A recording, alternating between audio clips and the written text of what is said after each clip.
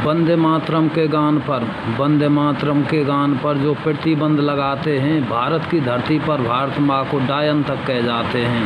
भारत की धरती पर भारत माँ को डायन तक कह जाते हैं।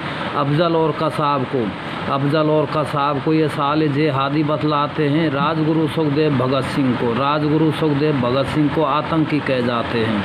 राजगुरु सुखदेव भगत सिंह को आतंकी कह जाते हैं। कहे जोगिंदर रेला, शेखर को गाली देने वाली एक यूपी की सीएम रही, जो गंदगी के चारण थी वो फूलों पर आसीन भई। घाव इन्होंने ही भारत माँ को गहरे दे रखे थे। इन लोगों को जेड सुरक्षा के पहरे दे रखे थे। जो भारत माँ को बर्बादी की हद तक लाने वाले थे, वही स्वर्ण जयंती का पैगाम सुनाने वाले थे। इससे बढ़कर और शर्म की बात नहीं हो सकती है। आज़ादी के परवाने पर घात नहीं हो सकती है। कोई बलदानी शेखर को आतंकी कह जाता है। कह जाने के पत्थर पर से नाम हटा दिए कुर्सी की बकवासा ने। गाली की भी कोई सीमा, कोई मर्यादा है। ये घटना तो देशद्रोह की परिभाषा से ज़्यादा है। मेरी आंखों में ज्वाला है और सीने में चिंगारी है। राजनीति ने कुर्बानी के दिल पर ठोकर मारी है। सारे वतन क्रोधा चुप थे, कोई कुछ नहीं बोला, लेकिन कोई ये ना समझे अपना खून नहीं खोला।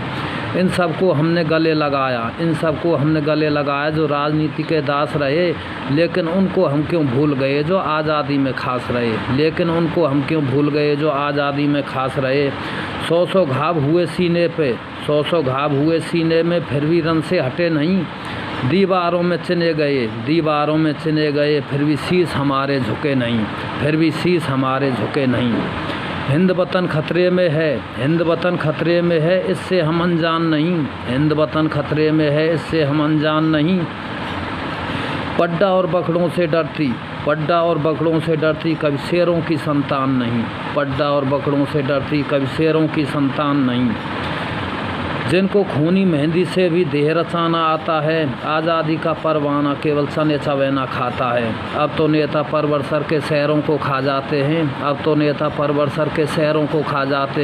और पुलों के शिलान्यास में नहरों को खा जाते हैं। जो भारत माँ के जय के नारे गाने वाले हैं, राष्ट्रवाद की गर्मा गौरव ज्ञान से खाने वाले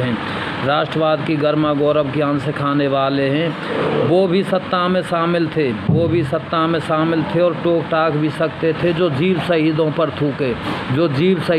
थूके वो जीव काट भी सकते थे। जो सीने पर गोली खाने को आगे बढ़ जाते थे, भारत माँ की जय जय कहकर फांसी पर चढ़ जाते थे।